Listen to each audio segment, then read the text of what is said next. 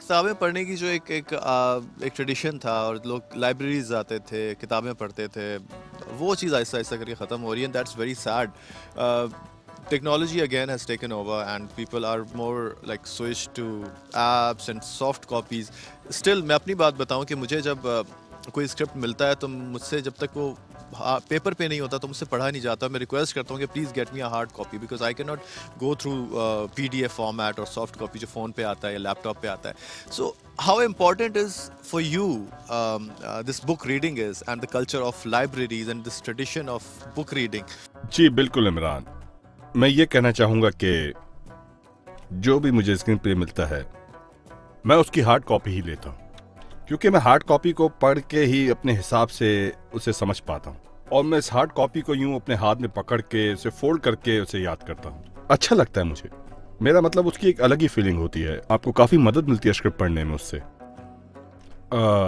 मुझे किंडल या ई book reader वगैरह बिल्कुल पसंद नहीं है, उनसे वो फील नहीं आती. मेरा मतलब स्क्रिप्ट की जो बात होती है वो उसके अंदर वो बात नहीं होती, क्योंकि स्क्रिप्ट की हार्ड कॉपी जो आपको कहानी समझाती है,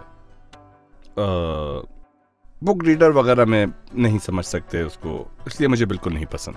वैसे टेक्नोलॉजी ने लोगों के लिए आसानियां भी पैदा की हैं, और जैसा कि आपने कहा कि वाकई आजकल के दौर में कोई भी बुक्स वगैरह नहीं पढ़ता. मेरा मतलब हार्ड कॉपी के बजाय लोगों ने ई बुक वगैरह यूज़ करना बहुत ज़्यादा शुरू कर दिया है. लेकिन टेक्नोलॉजी चाहे जितनी ही आगे क्यों ना बढ़ जाए, लेकिन उसके बावजूद भी लोगों के अंदर बुक्स वगैरह पढ़ने का रुझान कम नहीं हुआ बल्कि बरकरार है. अब यही देख लें, लोग अक्सर मेट्रो में सफ़र करते हैं, बसेस वगैरह में सफ़र करते हैं, उनके हाथ में बुक्स वगैरह ज़रूर होती हैं. मेरे हिसाब से टेक्नोलॉजी से हमारी एक जंग भी है और एक लर्निंग भी है. मेरी एक रूटीन है, मैं हिस्ट्री और नावल वगैरह पढ़ता रहता हूँ. कागज़ का एक अपना रोमांस होता है. मुझे तो याद है कि वो जब हमारे यहाँ तो ईद कार्ड्स होते थे, जब ईद आती थी तो लोग कार्ड्स पे लिख के अपनी विशेस भेजते थे, तो वो एक बड़ा खूबसूरत रिवायत थी. फिर ख़त लिखना, क्योंकि आपको एहसास होता था कि जिसकी तरफ से ख़त आया है उसके हाथों ने उस कागज़ को छुआ होगा और उस कलम से जिससे उसने लिखा होगा.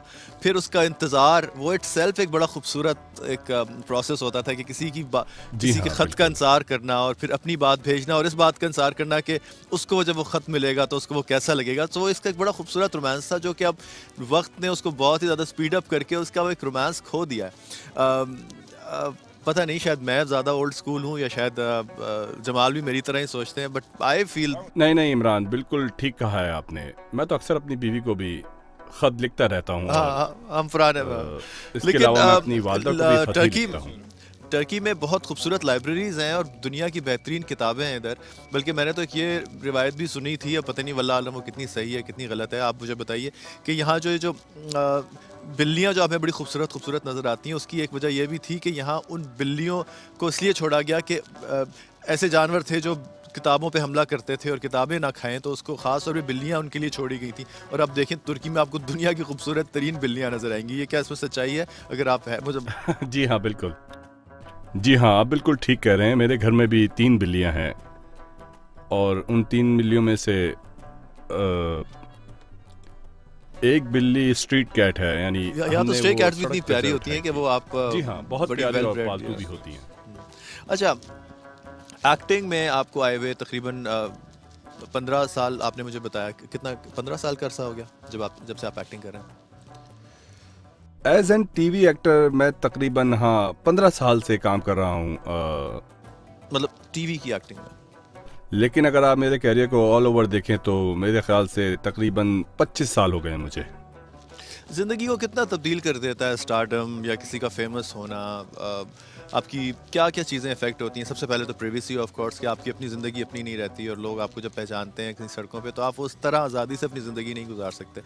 लेकिन और कौन सी चीज़ें हैं जिसको आपने सैक्रिफाइस किया ड्यूरिंग दिस प्रोसेस और आपको लगता है कि आपको इसकी कुर्बानी देनी पड़ी और आज आप यहाँ हैं, तो आपने क्या क्या खोया इस पूरे प्रोसेस के अंदर?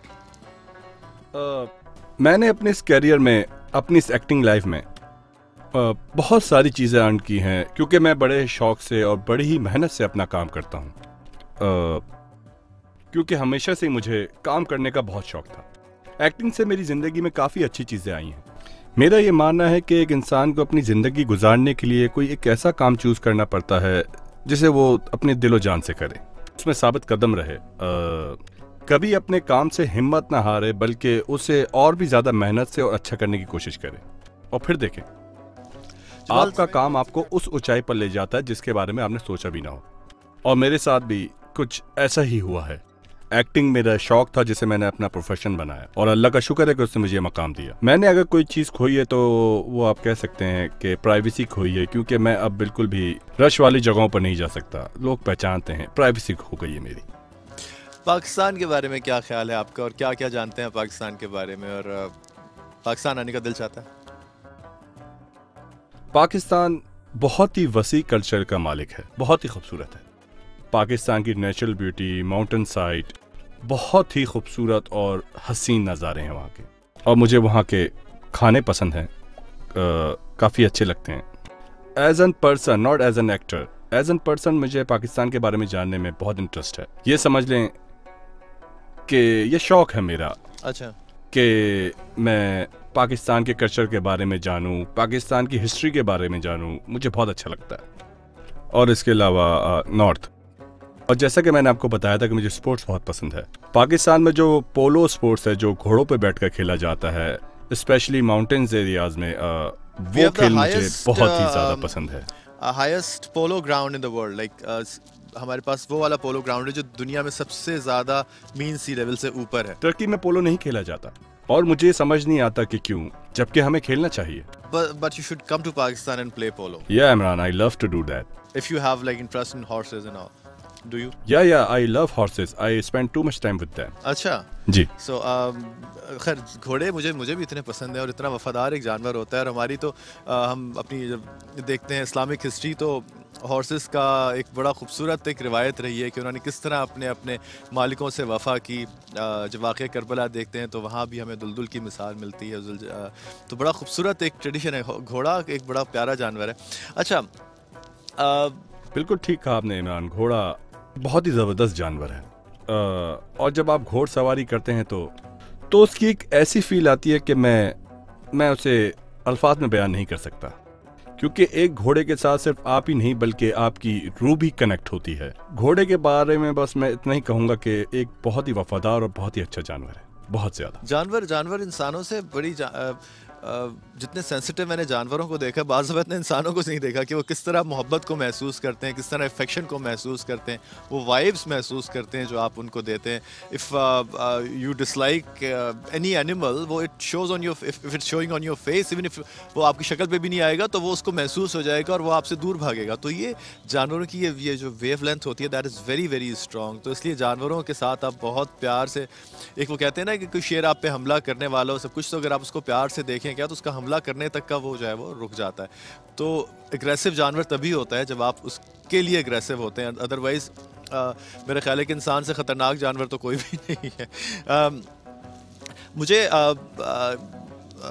आपसे ये पूछना था कि आप माशाल्लाह अल्हम्दुलिल्लाह मुसलमान हैं, रमज़ान मुबारक का महीना है और आप रोज़ों में इतना टफ़ रूटीन कैसे फॉलो करते हैं? मतलब एक्टिंग, और वो भी इतनी टफ एक्टिंग, और उसमें सारी ये नेज़ाबाजी, और उसके अंदर सारा आपका ये सोर्ड फाइटिंग एंड एवरीथिंग, और उसके बाद रमज़ान की सख्ती, रोज़ों की सख्ती, ये किस तरह सारी चीज़ें साथ साथ चलती हैं? जी बिल्कुल इमरान, मैं बताऊं आपको, तुर्की की जो मेजर पॉपुलेशन है वो रोज़े रखती है, और जब हम शूट पर होते हैं तो जितने भी लोग वहाँ काम कर रहे होते हैं वो सब रोज़े में होते हैं। और हम कोशिश करते हैं कि रमज़ान है तो अपनी रूटीन को थोड़ा सा चेंज कर लें, लेकिन रमज़ान हो या ना हो, हमारी जो ऑडियंस है वो हमारे प्ले का बाकायदगी से इंतज़ार करती है, तो हमें उसी के हिसाब से काम करना होता है। तो यही वजह है रमज़ानों में भी हम अपने काम को पूरी तरह से करते हैं। मुश्किल पेश आती हैं लेकिन काम तो करना होता है। दुआन ने रोज़ा रखना शुरू किया? जी नहीं अभी वो काफ़ी छोटा है। अभी छोटा है, लेकिन बच्चों को ही होता है कि रोज़ा कुशाई हो उनकी। हमारे यहाँ रोज़ा कुशाई की एक ख़ास वो होती है एक बच्चे। तो आपकी रोज़ा कुशाई हुई थी तो कुछ आपको याद है कि आपके यहाँ भी इसी तरह रोज़ा कुशाई का होता है टर्की में जिस तरह हमारे यहाँ होता है? पहला रोज़ा बड़ा सेलिब्रेटेड रोज़ा होता है और उसमें सारे बड़े जो होते हैं बड़े खुश होते हैं कि जी जी बिल्कुल, हमारे यहाँ भी ऐसा होता है। और जब मैं छोटा था तो मुझे भी बहुत शौक था रोज़ा रखने का। मेरे बेटे को इस साल तो नहीं, हाँ पिछले साल उसे काफ़ी था कि मैं रोज़ा रखूं, लेकिन मैं कहता हूं कि जब वो उसकी उम्र हो तभी वो रोज़ा रखे। और मेरी भी बचपन से यही कोशिश होती थी कि जितना जल्दी हो सके मैं रोज़ा रख लूं, लेकिन मैंने अपनी एज के हिसाब से ही रोज़ा रखा। जाहिर है अल्लाह ने हमें जहानत दी है, सब्र दिया है, सही बुरे की समझ दी है। आपको अपने बच्चों को इतना ट्रेन कर देना चाहिए कि आपको उनको फोर्स ना करना पड़े। उन्हें मालूम हो कि उनका मजहब क्या कहता है उन्हें करने को, उन्हें रोज़ा रखना है, उन्हें नमाज पढ़नी है, उन्हें इबादत करनी है अल्लाह की, तो ये सब उन्हें मालूम होना चाहिए। बच्चों को जो भी आप सिखाते हैं, उन्हें बताते हैं, आगे चल के बच्चे उसी को फॉलो करते हैं। आप अपने बच्चों को आज जो बताएंगे, जो सिखाएंगे, कल को आपके बच्चे वही सब कुछ करेंगे। बहुत बहुत खुशी हुई आपसे जमाल बात करके, और बिल्कुल अंदाज़ा नहीं हुआ था आपको देख के, हमें जब ने ड्रामा आपका देखा था तो हम अंदाज़ा नहीं हुआ था कि आप माशाल्लाह इतने लाइटेंड हैं और इतने मज़े की बातें करते होंगे, क्योंकि जो चेहरे से ज़रा थोड़ा सा सख्त नज़र आता है वो लगता नहीं है कि अंदर से भी इतना ही खूबसूरत होगा और उतना नर्म होगा दिल का। But it was lovely talking to you, बहुत खुशी हुई आपसे मिलके, and we are looking forward to see you in Pakistan soon. जी, इसकी मुझे बहुत ही खुशी होगी और मैं पूरी कोशिश कर रहा हूँ कि पाकिस्तान आऊँ, वहाँ के खूबसूरत नज़ारे और खूबसूरत पहाड़ देखूं। Yeah, just be my guest. I'll definitely host you and take you to I would love that. the highest polo ground of the world, right? जी बिल्कुल। Lovely talking to you, brother. तो जनाब ये थे जमाल हुनाल, जिन्होंने अर्तुगरुल गाजी में Eris और बाद में फिर अहमद, जब इनका ये मुसलमान हो जाते हैं उन्होंने इनका नाम अहमद रखा, वो रोल किया, बहुत फेमस हुआ। हम चलते हैं एक छोटी सी ब्रेक की तरफ।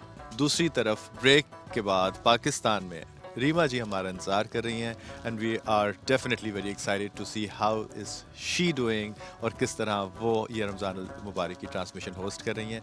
Reema ji, over to you after the break. देखते रहिए आप आज एंटरटेनमेंट, आज न्यूज़ पर बराने रहमत।